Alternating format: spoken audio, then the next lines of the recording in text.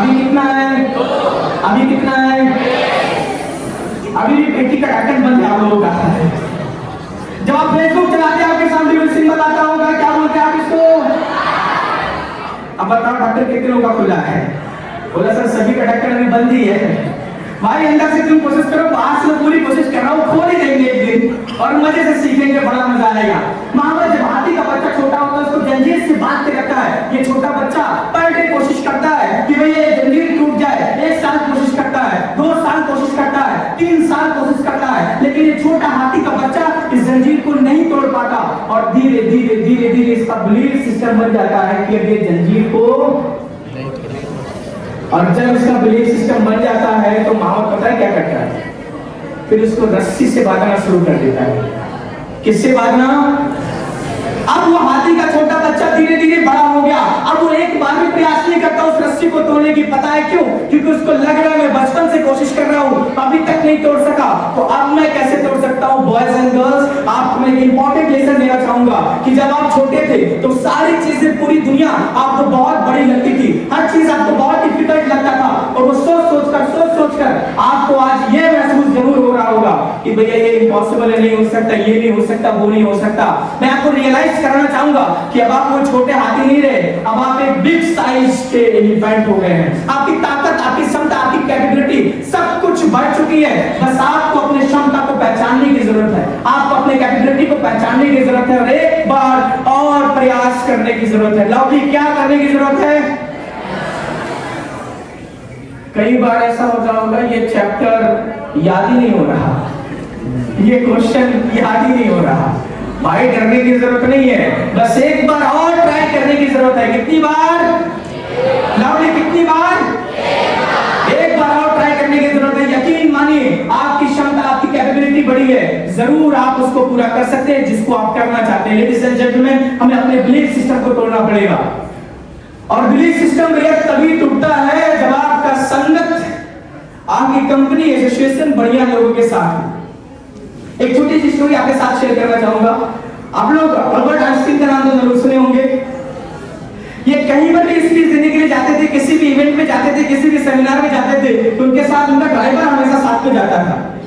और जब ड्राइवर साथ में जाता था तो जो भी स्पीच अल्बर्ट आइंस्टीन देते थे वो सुन सुनकर इतना याद कर लिया कि उसको पता हो जाता था कि आइंस्टीन अगला शब्द क्या बोलने वाले हैं। एक बार कार में दोनों लोग यात्रा कर रहे थे, तो ड्राइवर सामने कहा, सर जो आप स्पीच देते हो ना, अगला शब्द आप क्या बोलने वाले होते हो मुझे याद हो जाता है, मुझे पता होता है, क्योंकि हमने स्पीच ही आपका इतना बार सुना है कि हर चीज मुझे याद हो जाता है। अच्छा, आइंस्टीन बहुत क्रिएटिव माइंड के थे। नेक्स्ट डे उनको एक ट्रेनिंग सेशन में जाना था, इस तरह से ट्रेनिंग प्रोग्राम में कुछ स्पीच देने के लिए थोड़ी देर के लिए। तो बोले एक काम करो, वहां मुझे कोई जानता नहीं, सिर्फ मेरे नाम को जानते हैं, तो वहां पर तुम आइंस्टीन बन के जाओ और मैं तुम्हारे साथ तुम्हारा ड्राइवर बन के चलूंगा। अब देखना संगत का असर कितना जबरदस्त होता है। अब ड्राइवर भी मान गया, बोला ठीक है सर, कोट पैंट ड्राइवर को पहना दिया और खुद वो ड्राइव करने लगे कार को, वहां पर पहुंचे और उनका ड्राइवर स्पीच देने लगा। स्पीच लोगों को खूब पसंद आया, खूब ताली लगाए। तब तक स्टूडेंट ने क्वेश्चन कर लिया, सर जो आप थ्योरी ऑफ रिलेटिविटी के बारे में बताते हैं उसको अगर सिंपल लैंग्वेज में एक्सप्लेन करना हो तो कैसे करेंगे? अब ड्राइवर फंस गया भाई। उनका एक फार्मूला आपने जरूर पढ़ा होगा, E = mc²। Theory of relativity के बारे में अगर बताना हो तो कैसे बताएंगे? अब ड्राइवर फंस गया, लेकिन फिर भी देखो संगत का असर था, तो कॉमन सेंस बड़ा जबरदस्त था। उसने बोला it's a very simple question, इसका जवाब तो मेरा ड्राइवर दे देगा। जवाब देगा। तो ये संगत का असर है भाई। ऐसे खड़े हो गए हैं और धड़ाधड़ जब फार्मूला बताना शुरू कर दिया तो हर कोई हैरान था, भाई इसका पेपर तो अलग ही साइंटिस्ट लेवल का है। समझ रहे आप? ये संगत का असर है। और जब संगत आपका खराब हो, हम तो डूबे सनम, तुमको भी ले डूबे। हमारी समस्या पता है क्या? हमारा संगत ऐसा होता है, क्लास में टीचर बोले स्टैंड अप, इस क्वेश्चन का जवाब दो, और पीछे तो बोले बैठ जाओ, भी सर इग्नोर कर देंगे। अच्छा, ये सोच भी रहा है कि जवाब क्या दूं, तो ये पिंच मारा है। समझ रहे हो कैसा संगत हमारा है? तो संगत बदलने की जरूरत है, क्योंकि जब आप संगत बदलते हैं तो आपकी कीमत बदल जाती है। याद रखना, अगर सब्जी तोड़ते वक्त सब्जी पर मक्खी बैठ जाए तो कोई फर्क पड़ेगा? नहीं पड़ेगा। और अगर सोना तोलते वक्त मक्खी सोने पे बैठ जाए तो फर्क पड़ेगा कि नहीं पड़ेगा? अब आप अपने आप से पूछो, आपके बगल में सब्जी वाले बैठे हैं या गोल्ड वाले बैठे? याद रखना, जिसके बीच में आप रहोगे, जिसकी संगत में आप रहोगे, ठीक वैसे ही आपकी कीमत तय होगी। अब ये डिसाइड आपको करना है कि हमारी कीमत सब्जी वाली होगी या गोल्ड वाली होगी। क्योंकि एक बार की बात है, करीब करीब 4-5 दोस्त घूमने गए। अब उन्होंने बोट बुक किया, मस्त अपना समुद्र के बीच में जब लगभग पहुंच गए, चारों तरफ पानी पानी था।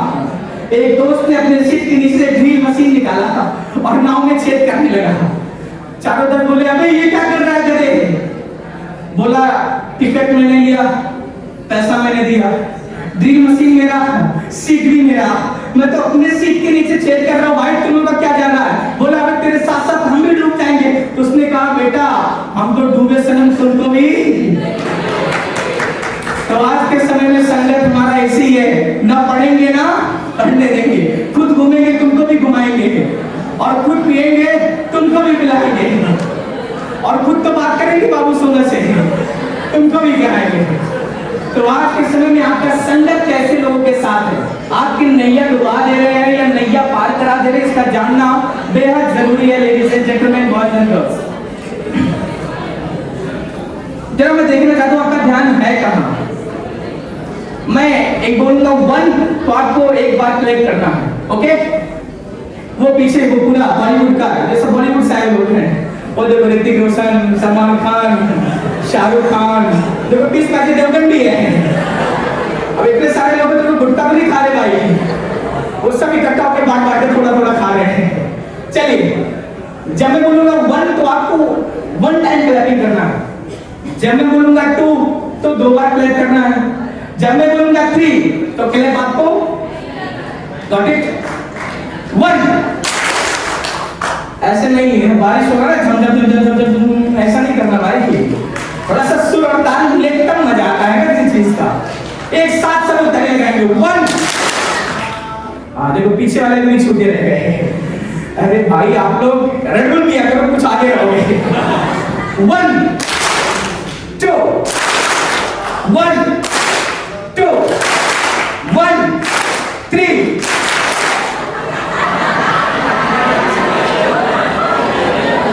भगवान भला करे, इससे ज्यादा मैं कुछ नहीं कह सकता। थोड़ा सा ध्यान आकर्षित करने की जरूरत है। एक बार फिर से क्लैपिंग करेंगे। 1 2 1 2 1 2 1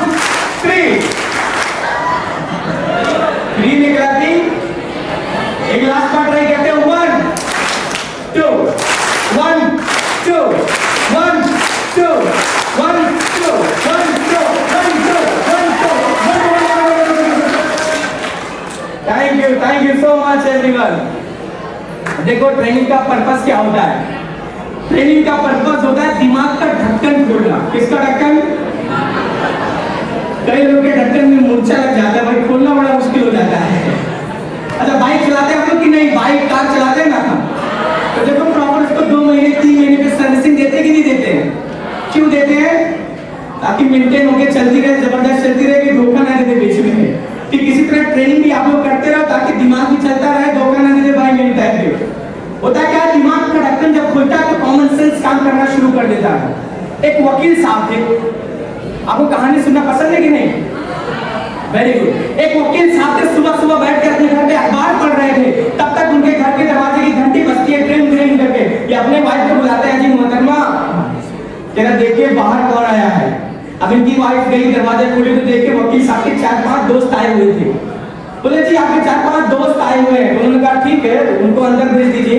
आप जरा हमारे दोस्तों के लिए चाय बना के लाइए, सुबह सुबह दोस्तों के साथ चाय पे चर्चा हो तो मजा आ जाए। अब वकील साहब की वाइफ किचन में गई, पानी रख दी, उबलने लगा, दूध भी डाल दिया, इलायची डाल दिया, अदरक भी डाल दिया, चायपत्ती भी डाल दिया, दूध उबाल खाने लगा। जब चीनी की बारी आई, देखा चीनी है ही नहीं। अब ये परेशान हो गई, बोले चीनी तो है ही नहीं, क्या करें? अब ये वकील साहब को आवाज दिया, जी सुनते हैं, जरा किचन में आ जाइए 1 मिनट के लिए। अब वकील साहब दोस्तों से उठे और किचन में जाके बोले क्या हुआ? बोले चाय तो बना दिया, लेकिन जब चीनी डालने चली देखा चीनी तो है ही नहीं। अच्छा, वकील साहब का दिमाग का ढक्कन खुला हुआ था भैया। हम और आप होते तो क्या करते, पैसा लेके भाग के जल्दी से दुकान पे जाते किराने की और जल्दी से चीनी लेकर के आते। वकील साहब ने कहा नो प्रॉब्लम, आप चाय बनाइए और सबके लिए एक एक कप में सबके सामने रख के आप चली जाना बिना एक भी शब्द बोले। वकील साहब गए, दोस्तों के साथ बैठ गए, उनकी वाईफाई एक एक कप चाय सबके सामने रख कर बिना बोले चली गई। वकील साहब ने कहा भैया चाय लीजिए। जैसे ही उनके दोस्त ने चाय उठाया, पीना चाहा, तब तक वकील साहब ने कहा 1 मिनट जरा धैर्य, तो सुबह सुबह आप लोग मेरे घर पे पहुंच के मुझे सरप्राइज दे दिए, अब तो मेरा भी कर्तव्य बनता है आपको सरप्राइज देने का। बोले तुम में से किसी एक के कप में चाय में चीनी नहीं है, और जिसके सामने वो कप गया होगा चाय में चीनी नहीं होगा, आज शाम को उसको मटन पार्टी देना पड़ेगा सभी को। अब भैया हर में टेंशन में आ गए, प्रभु मेरे आगे ना आया हो, 10-5 लाख का खर्चा हो जाएगा, हे मालिक मेरे आगे ना आया हो। अब डरते डरते सब एक एक कप उठाया और जैसे ही पहला शिप लिया, अब मजे की बात है किसी के कप में चाय में चीनी नहीं है। अब बोले तो बोले कौन? तो तभी उनके दोस्त ने बोला वकील साहब मेरी चाय तो बहुत मीठी है भाई, सारा चीनी मेरी चाय में डाल दिए थे। तो मतलब समझ पाए, जब दिमाग का ढक्कन खुला होता है तो परिस्थिति का समाधान निकालते आप बहुत जल्दी है। इसलिए याद रखना किसके संगत में है, ये बड़ा इंपॉर्टेंट है। अच्छा, आप में से ऐसा कोई है जिसका भी नया नया घर बना हो, 10-20-50 लाख का? 2 स्टूडेंट जिनका नया नया घर बना हो कृपया जल्दी से आ जाए। हाँ, भवन पे ही बोलना भाई। आप में से ऐसा कोई है जिसका नया नया घर बना हो? प्लीज जल्दी आएगा तो मजा आएगा। कम आ रही जल्दी से आ जाइए। वो डर गया, भगवान ये काम कर दिया मैं। अरे टेंशन मत लीजिए, आ जाइए, मजा आएगा, बहुत कुछ सीखने का मौका मिलेगा। अच्छा, किसी का घर बना ही नहीं है? चलिए एक स्टूडेंट को याद आए जिसका बढ़िया, जिसको लगता है घर मेरा बड़ा खूबसूरत है, बड़ा अच्छा है, मेरा घर बहुत बड़ा है, बहुत लग्जरी है पूरा, ऐसा कोई है? आ जाइए, आप आ जाइए, एक लोग आ जाइए। क्या नाम है आपका? माइकल। विजय नाम है। अच्छा, आ जाइए। क्या नाम है? विज्ञा जी। इनका नया नया घर बना है, ठीक है?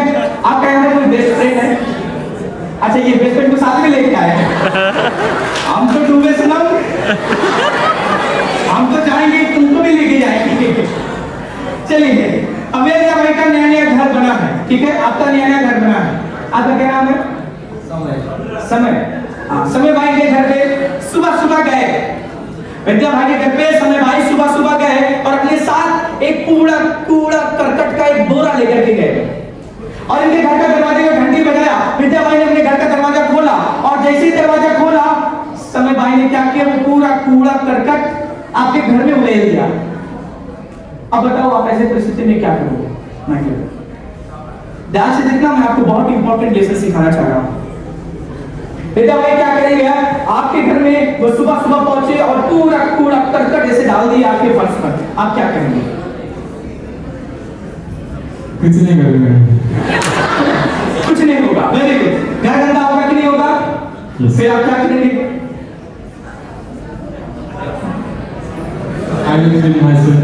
ओके, आप क्लीन कर देंगे, वेरी गुड। भाई क्लीन करेंगे, बिल्कुल क्लियर हो जाएगा, सारी चीजें वैसी की वैसी हो जाएंगी, पूरा घर साफ हो जाएगा, बहुत अच्छे, वेरी गुड। और समय भाई निकल गए वहां से। 2 दिन के बाद समय भाई को फिर से एक बार खलबली मचती है, एक बार फिर सुबह सुबह घर पे पहुंचे और घंटी बजाई और जैसे विद्या भाई ने दरवाजा खोला, बोले हट, और फिर से उड़े दिया। अब क्या करेंगे आप?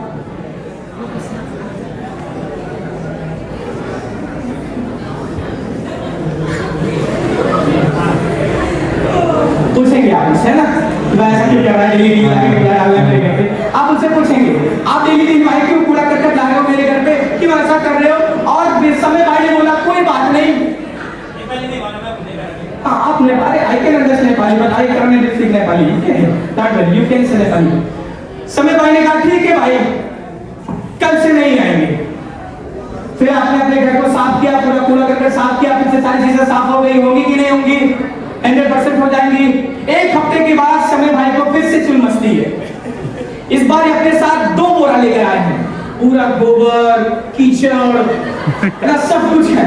और फिर से सुबह सुबह घर की घंटी बजाते हैं, टिंग टिंग करके। आपने जैसे ही दरवाजा खोला, बोले कि हट, और ये ले आए, तब आप क्या करेंगे? ये देखो, हम तो डूबे सर, तुम कभी। फिर ये दोबारा इसे पूछेंगे भाई डेली डेली कचरा क्यों कर रहा है, भाई मेरे घर को गंदा क्यों कर रहा है, बटुआ सुबह सुबह पहुंच करके इस तरह से पूरा क्यों गंद फैला रहा है? पूछेंगे कि नहीं पूछेंगे? यस। और ये बोले ठीक है भाई, कल से नहीं करेंगे। और फिर से ये पूरा साफ किए, पूरा क्लीन किए, फिर से पूरा घर साफ हो गया। 10 दिन के बाद फिर से समय भाई के अंदर एक खलबली मचती है। इस बार अपने साथ 2 लोगों को और लेकर आए हैं, और उनके ऊपर भी दो औरत सब लाद कर लाए हैं। अब आप बताओ, आपके घर के सामने खड़े होकर घंटी बजा रहे, क्या आप दरवाजा खोलेंगे? हाँ, इस बार तो नहीं खोला। नहीं खोलेंगे दरवाजा, क्योंकि इनको पता हो गया भाई जैसे ही दरवाजा खोला ये फिर से क्या डालेगा? Ladies and gentlemen, boys and girls, listen carefully. कोई आपके घर पे डेली डेली कूड़ा करकट डाले, आप उसको साफ कर सकते हो। कुछ दिन बाद उसके लिए आप अपना दरवाजा नहीं खोलोगे, लेकिन याद रखना, जो डेली डेली आपके दिमाग में नेगेटिविटी डालता है, कचरा डालता है, तुम नहीं कर सकते, तुम्हारी बस की बात नहीं है, तुम नहीं पढ़ सकते, तुम इस काबिल नहीं हो, तुम यहाँ नहीं पहुंच सकते, तुम ये नहीं कर सकते, तुम वो नहीं कर सकते, तुम्हारे अंदर स्किल नहीं है, तुम्हारे अंदर हुनर नहीं है, तुम्हारे अंदर कॉन्फिडेंस नहीं है, याद रखना वो भी आपके दिमाग में कचरा डाल रहे हैं। बॉयज एंड गर्ल्स, आज यहाँ से जाने के बाद उन सभी के लिए अपने दिमाग का दरवाजा बंद कर दो जो आपके दिमाग में कचरा डाल रहे हैं। एक बार जोरदार तालियां विजय भाई और सुनील भाई के लिए। Nice to meet you. बहुत अच्छा, वेरी गुड। हम सब डूबे सर, तुमको मिलेंगे। Thank you. आज से आप उन सभी के लिए अपने दिमाग का दरवाजा बंद कर दो जो आपके दिमाग में नेगेटिविटी डालते हैं, कचरा डालते हैं। याद रखना, ऐसे लोग ना खुद आगे बढ़ते हैं और ना आपको आगे बढ़ने देंगे। और मजे की बात पता है क्या है? वो जो कचरा डालने वाले होंगे तुम्हारे अगल बगल ही बैठे होंगे, वो पता क्या कह रहे होंगे? अरे जल्दी से खत्म हो, हम लोग को जाना है भाई, वहां उसको बुलाया मिलने के लिए, भाई यहाँ जाना है, वहां जाना है, जल्दी कर भाई, कितना पका रहा है। ये भी एक नेगेटिविटी फैला रहे हैं। बोले क्लास तुमको बड़ा इंपॉर्टेंट चैप्टर पढ़ाया जा रहा है, क्लास में टीचर पढ़ा रहा है, बोले वो तो डेली पढ़ते रहते हैं, तुम इधर से पढ़ो। ये भी क्या है? कचरा डाल रहे हैं दिमाग में। याद रखना, उन सभी के लिए दरवाजा बंद करना बेहद जरूरी है, और इसके लिए खुशमिजाज किस्म का इंसान होना बेहद जरूरी है। थोड़ा सा हम लोग एक एक्टिविटी करते हैं। आप इसे बढ़िया डांस कौन कर लेता है? ये आपके लाइफ के लिए सबसे इंपॉर्टेंट सेशन होने वाला है, जहां पर आप बहुत कुछ आपको रियलाइज होगा। मैं कुछ बोलूं उसके पहले मैं आप सबसे एक प्रश्न करना चाहता हूं। क्या आपने कभी सोचा है सभी का बचपन एक जैसा होता है? एक ही स्कूल में पढ़ते हैं, एक ही टीचर पढ़ाते हैं, सभी के माँ बाप खिलौने लाके देते हैं, सभी बचपन को खूब एंजॉय करते हैं, सभी का बचपन लगभग सेम होता है, लेकिन सभी का युवा अवस्था बिल्कुल अलग। किसी के पास इतना पैसा कि डेली 5 स्टार होटल में रहता है, खूब ट्रेवल करता है, इधर से उधर घूमता है, अपना लग्जरी लाइफ स्टाइल जीता है, और किसी के पास इतना भी पैसा नहीं तो बस का टिकट ले सके, माँ बाप का सही इलाज कर सके। कोई अपने लाइफ में इतना सफल होता है कि लोगों से मिलने का उसके पास समय नहीं होता, और कोई अपनी लाइफ में इतना बेरोजगार होता है कि वो क्या करे उसको समझ में नहीं आता। सभी का बचपन एक जैसा होता है, लेकिन सभी का युवा अवस्था बिल्कुल अलग। कभी आपने कल्पना किया क्यों? और मैं इसको सिर्फ एक ही नाम देता हूं, और वो है इमेजिनेशन। लाउडली क्या है? देखो भाई, एक तालाब में एक लड़की डूब रही थी, और तालाब के किनारे खड़े होकर के पूरे गांव में चिल्ला रहे, अरे बचाओ बचाओ बच्ची डूब रही है, बचाओ बचाओ बच्ची डूब रही है, अरे बच्ची मर जाएगी भाई, कोई तो बचाओ। तभी एक लड़की ने छलांग लगा दिया, और छलांग लगाकर बच्ची को बचाकर बाहर ले आया। अब गांव वाले इसको कंधे में बैठाने बोले, कितना बहादुर लड़का, कितना साहसी लड़का है, या कितना हिम्मत वाला है। लड़के ने कहा, अबे नीचे उतार, हिम्मत की ऐसी तैसी, पहले ये बता धक्का किसने मारा था। तो कभी कभी होता क्या है, परिस्थिति होता कुछ और है और दिखता कुछ।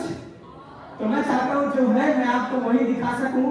आपने कल्पना जरूर किया होगा कुछ अपने बारे में, और सभी का बचपन एक जैसा होता है, युवा अवस्था बिल्कुल अलग। मैं उसको एक ही नाम देता हूं, वो है इमेजिनेशन।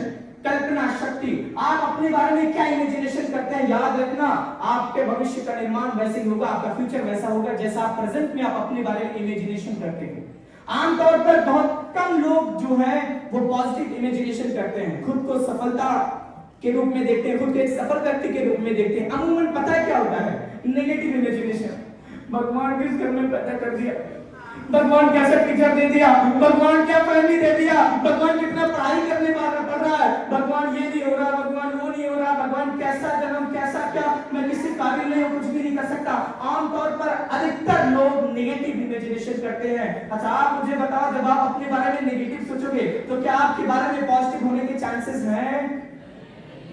नहीं है भाई।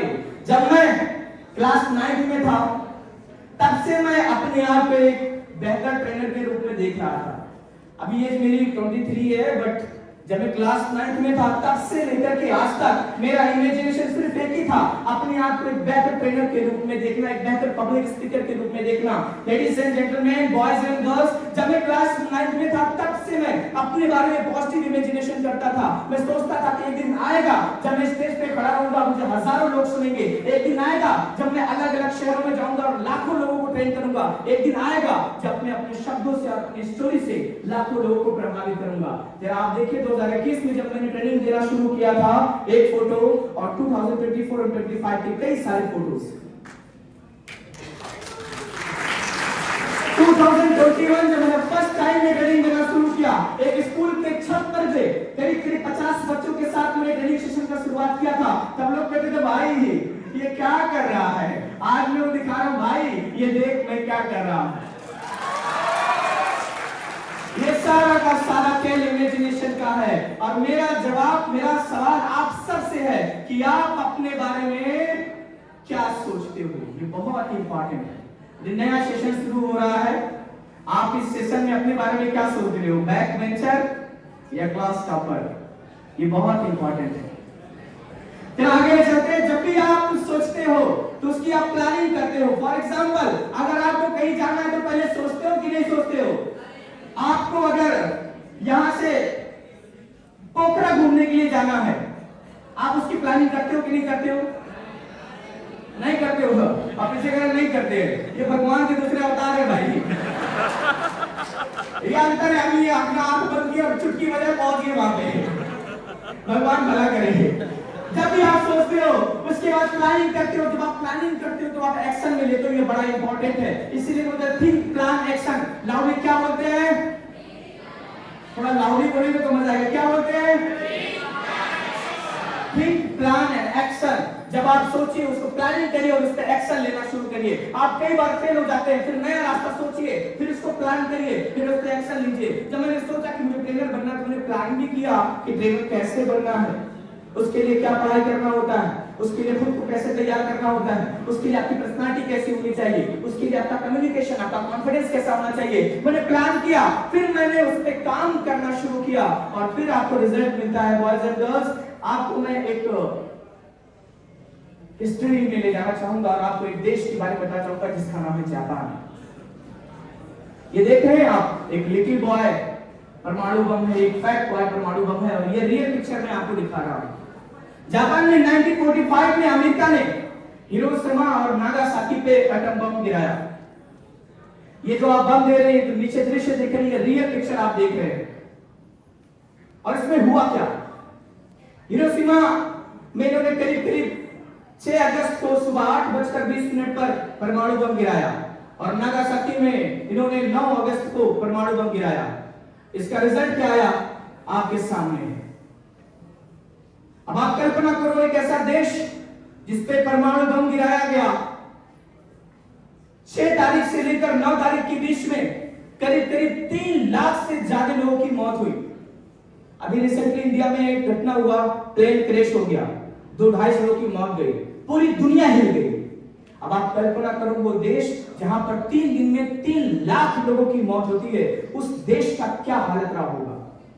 पूरी दुनिया कहती थी जापान को अपने पैरों पे खड़ा होने के लिए 200 साल लग जाएंगे, जापान अपने पैरों पे कभी खड़ा भी नहीं हो सकता, जापान तो तबाह बर्बाद हो गया। और ये बात सच थी। वहां की हवा भी दूषित हो गई, पानी भी दूषित हो गई, सॉइल भी दूषित हो गई, हर तरीके से जापान घुटनों पे आ गया था। जापान का हर एक नागरिक एक तरह से डिप्रेशन में जा चुका था, क्योंकि अपने परिवार को किसी ना किसी ने कुछ ना कुछ जरूर खोया था। लेकिन जापान सब कुछ बर्बाद होने के बाद उसने फिर से प्लान किया, उसने फिर से खुद को इमेजिनेशन किया कि हमारा भविष्य कैसा होना चाहिए। उसने अपना गोल सेट किया और फिर यही जापान 1950 में गोल सेट करता है, we will become number 1 in textile industry in next 10 year. उन्होंने अपने आप से एक प्रण ले लिया कि अगले 10 साल में हम टेक्सटाइल इंडस्ट्री में नंबर 1 बनने जा रहे हैं। Ladies and gentleman, boys and girls, जिस देश की मिट्टी दूषित हो गई हो, उस देश में टेक्सटाइल इंडस्ट्री में नंबर 1 होना अपने आप में एक बहुत बड़ा चैलेंज है। लेकिन जापान ने ये करके दिखाया। 1950 में इन्होंने प्रण लिया और 1960 आते आते जापान दुनिया में नंबर 1 टेक्सटाइल इंडस्ट्री में आ गया। ये है जापान। सब कुछ खत्म होने के बावजूद खुद को इन्होंने बिल्ड किया और फिर यहीं रुके नहीं। 1960 तक आते आते, 1960 तक आते आते इन्होंने प्रण लिया कि मैं स्टील मैन्युफैक्चरिंग में नंबर 1 बनने जा रहा हूं। अब आप कल्पना करो, जिस देश में स्टील मैन्युफैक्चरिंग होना होता है वहां पे आयरन का होना, कल का होना बहुत जरूरी होता है। लेकिन सब कुछ दूषित हो चुका था जापान का, सब कुछ तबाह बर्बाद हो गया था, लोग सोच भी नहीं सकते थे। उस स्थिति में जापान ने खुद को इमेजिनेशन किया और प्लानिंग किया, गोल सेट किया और 1970 तक आते आते जापान पूरी दुनिया में स्टील मैन्युफैक्चरिंग में नंबर 1 बन गया। क्या बन गया? सब कुछ तबाह बर्बाद होने के बाद भी नंबर 1 बन गया। लोग कहते हैं भाई आज तबीयत खराब है, क्लास नहीं जाना, आज मम्मी ने डांट दिया, पढ़ने का मूड नहीं है, पापा ने कहीं घूमने जाने नहीं दिया, पढ़ने का मूड नहीं है। जरा वो सोचो, वो देश जिसके आज 3 लाख लोग मर गए हो और आबादी भी बहुत कम हो, वो देश अगर फिर से खड़ा हो सकता है तो आप अपनी जिंदगी में कुछ क्यों नहीं कर सकते? और फिर ये रुका नहीं, हमारे इंडिया में आज भी बुलेट ट्रेन नहीं चल पा रही है, 2026 तक प्लानिंग है। जापान वो देश 1964 में इन्होंने फर्स्ट बुलेट ट्रेन चला दी, जब दुनिया सोच भी नहीं सकती थी। जापान तब वो सब करके दिखा रहा था कि दुनिया देखकर हैरान थी। और 1960 में इन्होंने प्रण लिया, 1970 में इन्होंने प्रण लिया कि अब हम ऑटोमोबाइल सेक्टर में नंबर 1 बनने जा रहे हैं। पूरी दुनिया देख रही थी, मेरे भाई जापान ये कर कैसे रहा भाई तू। और उन्होंने अपने लोगों को ट्रेन किया, हमेशा हर दिन कुछ नया करना, कुछ बेहतर करना। और उन्होंने उसको नाम दिया काइजन का। किसका नाम दिया? दीदी लोग किसका नाम दिया? अभी भी नहीं बोल रही हैं। नाश्ता करके आए कि नहीं आए आप लोग? Very good. और उन्होंने 1970 में प्रण लिया कि हम ऑटोमोबाइल सेक्टर में नंबर 1 बनने जा रहे हैं। और 1980 तक आते आते ये नंबर 1 बने। आज जितने भी कार आप मार्केट में देख रहे होंगे, वो चाहे निसान हो, सुजुकी हो, इसूजू हो, चाहे टोयोटा हो, होंडा हो, ये सब किसके ब्रांड है? और आज ये लग्जरी में आते हैं, पूरी दुनिया के साथ यात्रा करते हैं। लेडीज एंड जेंटलमैन, 1945 में जापान की ये हालत थी और 2025 में जापान की हालत है। अब आप मुझे बताओ, जब ये बदतर से बेहतर हो सकते हैं तो आप क्यों नहीं क्लास बैक बेंचर से टॉपर क्यों नहीं?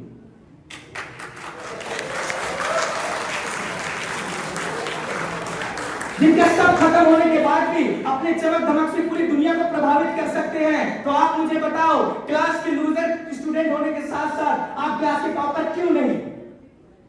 ध्यान रखना, नथिंग इज इम्पॉसिबल। सब कुछ संभव है अगर आप खुद पे काम करते हैं, अगर आप अपने ऊपर काम करते हैं, अगर आप प्लानिंग करते हैं, अगर आप इमेजिनेशन करते हैं। ये बहुत इंपॉर्टेंट है। ये सेशन की शुरुआत में इसलिए हम लोग ये ट्रेनिंग कर रहे हैं ताकि जब आप शुरुआत करो तो उसका पर्पस आपको पता होना चाहिए। और बिना पर्पस का आप कोई भी चीज शुरुआत करते हो तो उसका अंत बहुत अच्छा नहीं होता है ना। चलो एक बार थोड़ा सा एनर्जी फिर से हम लोग हाई करते हैं। आप लोग अपने जगह पर खड़े होकर के और खुद पे मिशन करेंगे बेस्ट होने का। आप लोग फिर से 3 2 1 कहेंगे और एक साथ खड़े होकर के बोलेंगे I am the best. Loudly क्या बोलेंगे?